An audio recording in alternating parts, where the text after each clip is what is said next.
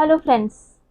दोस्तों, प्रोग्राम आपकी सेहत में हम आपके साथ हैं। और जैसे कि आप देख ही रहे हैं, नए साल के जश्न से पहले ही कोविड की जो यादें हैं वो ताज़ा हो रही हैं। देश और दुनिया में कोविड रिटर्न हो रहा है नए वेरिएंट के साथ। ऐसे में बहुत लाजमी है, आपके और हमारे मन में कई तरह के सवाल आ रहे हैं कि हमें होने वाला जो कॉमन कोल्ड है, कहीं वो कोविड तो नहीं है। इस शंका को दूर करने के लिए हमें आज समझाने की कोशिश करेंगे डॉक्टर फ़याज़ अहमद वानी, जो कि head of department medicine, government medical college Jammu है। सर, आपका हमारे प्रोग्राम में स्वागत है। Thank you. सर, हर तीसरा व्यक्ति जिसे देखा जाए तो वो आज कोल्ड, सर्दी, जुकाम या वायरल फीवर की चपेट में है। सर, क्या कारण होता है? बदलते मौसम के साथ ही ये सब चीज़ें जो हैं वो बहुत ज़्यादा देखी जाती हैं। जी जी, बेसिकली ये जो मौसम होता है, सर्दियों का मौसम, ख़ासतौर अक्टूबर से लेके मार्च तक, इसमें बहुत सारे इनको हम विंटर डिजीज़ कहते हैं, जो इस सीज़न में थोड़े ज़्यादा हो जाते हैं, जिसमें कि हार्ट की डिजीज़ भी होती है, न्यूरोलॉजिकल डिजीज़ जैसे स्ट्रोक होना वो हो जाते हैं। और इसी के साथ साथ इन्फेक्शंस भी बढ़ जाते हैं। और ख़ास तौर पे ये जो रेस्पिरेटरी ट्रैक्ट इन्फेक्शंस है, छाती के इन्फेक्शंस है, ये भी बढ़ जाते हैं। तो ये जो इन्फेक्शंस है इस मौसम में जो होते हैं, कॉमन जो है, जैसे कॉमन कोल्ड हो गया जिसको ज़ुकाम कहते हैं, फ्लू हो जाता है, निमोनिया ज़्यादा हो जाते हैं। और साथ ही कोविड भी क्योंकि चल ही रहा है, अभी ख़त्म नहीं हुआ है, तो कोविड के इन्फेक्शंस भी इस मौसम में, एक तो मौसम की वजह से भी बढ़ने के चांसेस होते हैं, तो वो उसके केसेस भी अब थोड़े से जो है बढ़ने स्टार्ट हो गए हैं। सर, लोगों के मन में पैनिक अब इतना ज़्यादा है, पैनिक कह सकते हैं, हम जागरूकता भी कह सकते हैं कि लोग जो कॉमन कोल्ड है सोच रहे हैं हमें कोविड तो नहीं हो गया। सर, ऐसे क्या लक्षण हैं जो डिफरेंशिएट करते हैं कॉमन कोल्ड को और कोविड को? ये दो तीन चीज़ें हैं। एक है ये कॉमन कोल्ड जो होता है, दूसरा है जिसको हम फ्लू कहते हैं, इन्फ्लुएंज़ा, और तीसरा है Covid. Common cold usually mild illness होती है, जिसमें ज़ुकाम हो गया, माइल्ड सा फीवर हो जाएगा, माइल्ड सोर थ्रोट हो जाएगा और थोड़े से आर्थराल्जियाज, जो कि 2-4 दिनों में ठीक हो जाता है। दूसरा फ्लू जो होता है उसमें भी सिम्टम्स यही होते हैं, लेकिन थोड़े ज़्यादा सीवियर टाइप के होते हैं। हाई ग्रेड फीवर हो जाएगा, सोर थ्रोट होगा, कफ होगा, कुछ लोगों को शॉर्टनेस ऑफ ब्रेथलेसनेस भी हो जाती है, मायालजियाज, पूरे जिसमें दर्दें हो सकती है, हेडेक होता है। तो ये सब चीज़ें, और ये थोड़ा ज़्यादा सीवियरिटी में होते हैं। कोविड और इन्फ्लुएंजा को डिफरेंशिएट करने का ऐसे ऑलमोस्ट सिमिलर है। क्लिनिकल प्रेजेंटेशन, मतलब जैसे प्रेजेंट करता है पेशेंट, वो तकरीबन सेम है, कोई ज़्यादा डिफरेंस, बिल्कुल लक्षण एक जैसे हैं, ज़्यादा डिफरेंस नहीं है। यूजुअली ये होता है कि कोल्ड एक्यूटली 2-4 दिनों में ही यूजुअली स्टार्ट हो जाता है। अगर पेशेंट एक्सपोज हो गया किसी इन्फेक्टिव इंसान के साथ, 2 से 4 दिन तक सिम्टम्स आना स्टार्ट हो जाते हैं। तो जो कोविड है उसमें हम यूजुअली कहते हैं ऑन एन एवरेज 5 डेज़ लगते हैं, जहाँ से स्टार्ट हो जाता है। 2 दिन से लेके 14 दिन तक ये कभी भी प्रेजेंट कर सकता है, मतलब थोड़ा सा इंक्यूबेशन पीरियड इसका ज़्यादा है, बट अदरवाइज जो प्रेजेंटेशन सिमिलर है।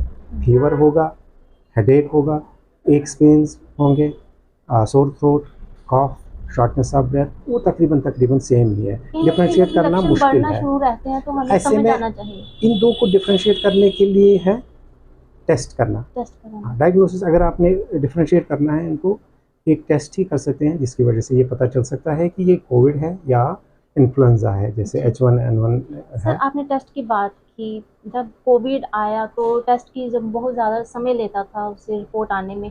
सर, मेडिकल कॉलेज की अगर हम बात करें तो कितने दिनों के बाद रिपोर्ट आ जाएगी? सर, मेडिकल कॉलेज में ये जो बीच का पीरियड था, बीच में थोड़ा टेस्टिंग कम हो गई थी, SOS बेसिस पे ही तभी करते थे जब कोई ज़्यादा इंडिकेटेड था। अब फिर से इस हफ्ते से तकरीबन फिर से स्टार्ट कर दिया है, बढ़ा दिया है टेस्टिंग करना। फिर से वही रैपिड टेस्ट करते हैं, जो कि उसी टाइम पे पता चल जाता है, और RT-PCR भी करते हैं। RT-PCR का टेस्ट अगर मॉर्निंग में दे देंगे, शाम तक आ जाता है। तो ज़्यादा से ज़्यादा अगर एक दिन नहीं तो दूसरे दिन में वो आपका रिपोर्ट मिल जाता है। अगर पॉजिटिव आता है, कोविड पॉजिटिव आता है, तो लाइन ऑफ जो ट्रीटमेंट है वो क्या रहेगी? सर, कोविड पॉजिटिव अगर आ जाता है तो उसमें हम सबसे पहला जो है, ये डिपेंड करेगा, सबसे पहला उनको आइसोलेट करने की ज़रूरत होती है, बाकी लोगों से वो दूर अलग रहें। अगर माइल्ड इलनेस है, उनको घर में भी ट्रीट किया जा सकता है, जैसे कि पहले से ही हम करते आए। रेस्ट सबसे बड़ा ज़रूरी होता है, फ्लूइड्स, वार्म फ्लूइड्स ले लें, पैरासिटामोल जिस हिसाब से ज़रूरत पड़ेगी, और अगर कंजेस्शन है एंटी कंजेस्ट, हाँ एंटी डोज ये डिकंजेस्टेंट्स दे सकते हैं, जिस हिसाब से सिम्प्टोमेटिक ट्रीटमेंट की ज़रूरत पड़ेगी। लेकिन अगर ज़्यादा सीवियर है, जिनको ऑक्सीजन कम हो जाता है या शॉर्टनेस ऑफ ब्रेथ महसूस होता है, सीवियर सिम्टम्स करके आते हैं, उनको फिर हम एडमिट करते हैं। तो उनको हॉस्पिटल के हिसाब से फिर हम देख लेते हैं कि क्या करने की ज़रूरत है। ख़ास तौर पे जैसे किसको स्टीरॉयड देने की ज़रूरत है, हेपारिन देने की किसको ज़रूरत है, या वो एंटीवायरल रेमडेसिविर दे देते हैं, वो किसको देने की ज़रूरत है, तो वो हम देख लेते हैं। उस हिसाब से उनको हॉस्पिटल में ट्रीट करते हैं जो थोड़े से सीवियर हों। But majority of the cases जो है वो माइल्ड ही होते हैं। अभी जो है पिछले इस सीज़न में अभी तो हमारा कोई पॉजिटिव आया नहीं यहाँ पे, तो इसलिए अभी तक कुछ हमने ऐसे ज़्यादा केसेस देखे नहीं अभी यहाँ पे। ऑल्दो बाकी स्टेट्स में, स्पेशली साउदर्न स्टेट्स में जो है स्टार्ट हो गया, वहाँ थोड़ा सा इंक्रीज़ हो गए हैं, केसेस आना स्टार्ट हो गए हैं। तो लेकिन यहाँ पे अभी तक हमने कोई, अभी तक जीएमसी जम्मू में कोई पॉजिटिव नहीं पाया। ये एक गनीमत रही कि अभी तक यहाँ पर कोई भी जो पॉजिटिव केस है वो नहीं आया है। सर, अपर वे के लक्षण हैं, आपने कहा कि होम लेवल पे ही जो है जो मैनेज हो रहे हैं, हॉस्पिटलाइजेशन में कुछ लोगों को ज़रूरत पड़ सकती है। सर, क्या ऑक्सीमीटर हमें पास रखना होगा, जो ऑक्सीजन लेवल है उसको भी सैचुरेशन जो है मेज़र करनी होगी? बिल्कुल, ऑक्सीमीटर, पल्स ऑक्सीमीटर जो है वो तो पहले से भी ज़्यादा ज़रूरी होता है ये देखना कि सिम्टम्स कितने हैं। जिसको हो जाता है ना, जिसको ये कोविड हो जाए या इवन इन्फ्लुएंजा भी हो जाए, आम इंसान जो होते हैं, जो हेल्दी है, यंग है, उनको कोई ज़्यादा यूजुअली परेशानी नहीं होती है। ज़्यादा होती है कुछ लोग जो हाई रिस्क ग्रुप जिनको हम कहते हैं, तो जिसमें एक्सट्रीम्स ऑफ एज आते हैं, less than 5 years, more than 65 years age के जो होते हैं, उनको थोड़ा ज़्यादा ख्याल रखना, उनको चांसेस ऑफ सीवियर डिजीज़ होने के ज़्यादा होते हैं। या और भी जो हैं जिनको क्रॉनिक डिजीज़ होते हैं, जैसे किसी को ऑलरेडी कोई लंग की डिजीज़ है, COPD है, एस्थमा है, या अगर किसी को किडनी डिजीज़ है पहले से ही, लिवर की डिजीज़ है, हार्ट की डिजीज़ है, उनको ज़्यादा होता है। या अगर कोई इम्यूनोसप्रेस्ड होंगे जिसमें डायबिटिक्स आते हैं, या अगर किसी को स्टेरॉइड्स किसी वजह से चलते हैं, या किसी को ट्रांसप्लांट हुआ है, उनको भी इम्यूनोसप्रेसेंट्स देते हैं, या HIV पेशेंट्स को, इनकी इम्यूनिटी कम होती है, इनको भी ज़्यादा चांसेस होते हैं सीवियर डिजीज़। इन लोगों को ज़्यादा ख्याल रखना है, चाहे वो इन्फ्लुएंजा हो या चाहे वो कोविड हो, दोनों इस ग्रुप को थोड़ा ज़्यादा इफेक्ट करते हैं। बाकी जो है अदरवाइज, इवन जो एट प्रेजेंट जो कोविड है, जो नया वेरिएंट जिसका बड़ा पैनिक है आजकल, तो यूजुअली माइल्ड इलनेस ही करता है वो, मेजॉरिटी में जो देखा गया है। दो अभी अर्ली है, मतलब अभी तो स्टार्ट ही है, वेरिएंट ऑफ इंटरेस्ट में रखा गया। हाँ, अभी तो वेरिएंट ऑफ इंटरेस्ट ही है, अभी कोई ज़्यादा सीवियर इलनेस नहीं देखी गई है। दो कहते हैं कि ये जो है ओमिक्रॉन का ही वेरिएंट है, ट्रांसमिसिबिलिटी थोड़ी सी ज़्यादा है, हो सकता है जो वैक्सीनेशन है या उसको या जो इम्यूनिटी है पुराने इन्फेक्शन से, उसको भी इवेड करे, उन लोगों को भी इन्फेक्शन हो जाए। बट यूजुअली चांसेस ये है कि उनमें भी इन्फेक्शन शायद माइल्ड ही है। तो अभी अर्ली है ये सब कुछ कहना, क्योंकि अभी पूरा इसका डेटा अवेलेबल नहीं है। सर, जानकारी ही बचाव है ज़्यादातर देखा जाए तो। सर, कहीं ना कहीं क्वेश्चन ज़रूर अपने मन में आते हैं, सवाल शंकाएं बनती हैं कि क्या जो हमें वैक्सीन लगी है वो हमें प्रोटेक्ट करेंगी, या फिर जो इम्यूनिटी बूस्ट हुई है जो हमारी वैक्सीन के, वो ब्रीच हो सकती है। इस वक्त पे ये थोड़ा अभी डेटा इतना अवेलेबल नहीं है कि हम ये कहें कि जो हमने वैक्सीन लगाए हैं उससे इसको प्रोटेक्शन मिलेगी कि नहीं। चांसेस ये हैं, क्योंकि ओमिक्रॉन जो अभी तक भी आया है माइल्ड डिजीज़ ही किया है, चांसेस ये है कि हो सकता है जो हमें इम्यूनिटी मिली है अभी तक, चाहे इन्फेक्शन की वजह से और जो वैक्सीनेशन की वजह से है, हो सकता है चांसेस ये है कि माइल्ड ही डिजीज़ रहेगी। लेकिन अभी पूरा डेटा अवेलेबल नहीं है, विद सर्टेनिटी हम नहीं कह सकते हैं। तो मतलब है कि जो जितने वैक्सीन जो अभी तक गवर्नमेंट ने जिस हिसाब से थे, बूस्टर के हिसाब से जिसने लगाना है, अभी वो बूस्टर अगर किसी ने नहीं भी लगाया वो लगा देगा। बाकी एडिशनल इसके लिए कोई सेपरेट अभी तक वैक्सीन भी नहीं आया है, कोई जो हम बोलेंगे स्पेसिफिक इस वेरिएंट के लिए है, या ज़रूरत है भी, वो भी अभी कहना मुश्किल है। क्योंकि अगर माइल्ड डिजीज़ होगी, हो सकता है क्वाइट पॉसिबल कि उससे इम्यूनिटी इसमें भी आ जाए। सर कहीं न कहीं एक जो इम्यूनिटी पर बहुत काम करने की ज़रूरत होगी, जैसे आपने कहा कि जो इम्यूनोसप्रेस लोग हैं उन्हें उनके उस कमज़ोर लोगों को सुरक्षा देना और स्वास्थ्य जो सुविधाएँ हैं उनको बढ़ाया जाए, तो इस लड़ाई को भी लड़ लिया जाएगा सर? इसको तभी इस लड़ाई को तभी अच्छे से जी, इसके खिलाफ जी, लड़ा जी। जाएगा जब इसकी नॉलेज होनी चाहिए। जी। नॉलेज ये है कि मतलब हमें क्या चीज़ें करनी चाहिए और किन चीज़ों से इस चीज़ से बचा भी बचा जा जा सकता सकता है। है। और उसके लिए ये बड़ा ज़रूरी है, 2 चीज़ें हैं, एक होता है प्रिवेंशन जी, कि इंसान को इन्फेक्शन ही ना हो जाए, जी। और दूसरा ये है कि अगर अब इन्फेक्शन हो गया वो थोड़ा माइल्ड रहे। हुँ, प्रिवेंशन के लिए एक इन्फेक्शन ना हो जाए जी, उसके लिए सबसे ज़रूरी है जो पहले से हम मतलब पिछले इतने सालों से अब जान ही रहे हैं, प्रोटोकॉल का जो सबसे हम पालन इम्पोर्टेंट करते रहे है, हैं। बिल्कुल हाँ, जी, जो हम प्रोटोकॉल फॉलो करते रहे वो फॉलो करने हैं। उसमें सबसे इम्पोर्टेंट जो है हैंड हाइजीन बड़ा इम्पोर्टेंट जी, होता है। ये हैंड्स जो है ये बड़ा इम्पोर्टेंट रोल प्ले करते हैं transmission of these viral disease जी। में।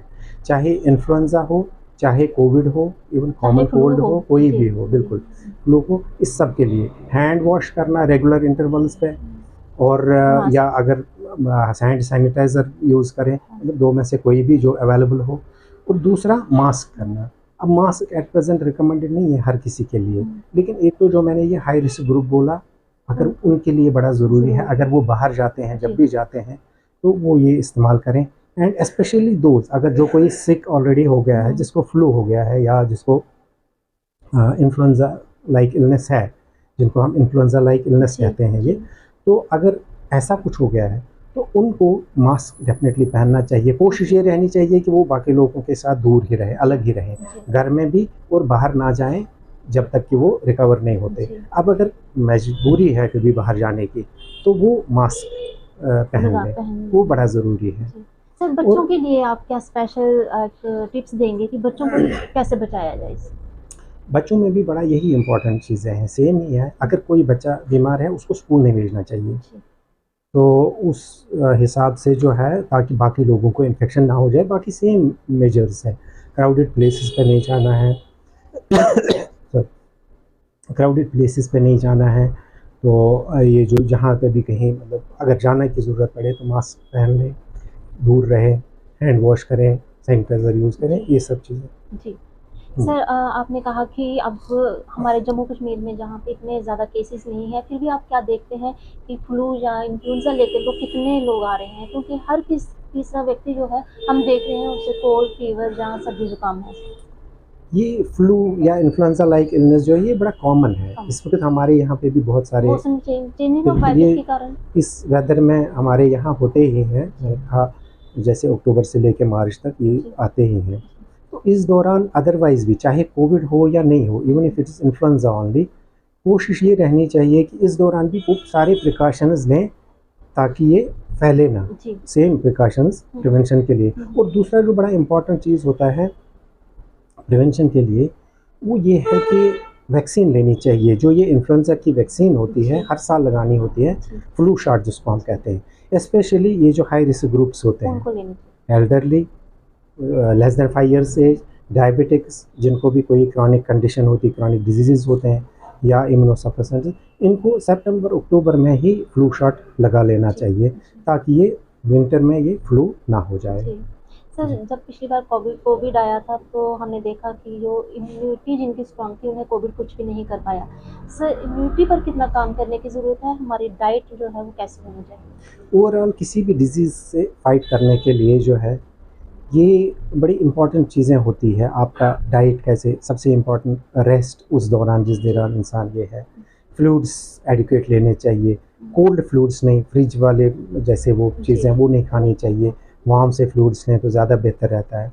और दूसरा जो है डाइट बड़ा इम्पोर्टेंट है, हुँ, रेगुलर न्यूट्रिशस जो बैलेंस्ड डाइट हो वो ले लेना चाहिए। जी, ये इम्पोर्टेंट चीज़ें होती हैं। जी। या कभी वो थोड़े विटामिन सी, विटामिन डी, ये सब चीज़ें भी थोड़ा सप्लीमेंट तो करती सिट्रस है। फूड जो सिट्रस फ्रूट्स जो फ्रूट्स होते आते हैं, हैं अच्छे से फ्रूट्स ले लें, वो उससे भी डेफ़िनेटली बड़ा फ़र्क मतलब ठीक जो रहता है ये हमारी इम्यूनिटी के इम्यूनिटी जो लिए। है वो स्ट्रॉन्ग रहेगी। बिल्कुल ठीक रहता सर है। आज इस मौके पर आपने हमें कीमती समय दिया, आपका बहुत-बहुत शुक्रिया। तो सर डॉक्टर साहब हमें बता रहे थे कि घबराएँ नहीं, बीमारियाँ आती हैं और आती रहेंगी, लेकिन अगर आप सतर्क हैं, तो बचाव किया जा सकता है। इस प्रोग्राम में इतना ही। अगले प्रोग्राम में फिर हाजिर होंगे किसी और विषय के साथ।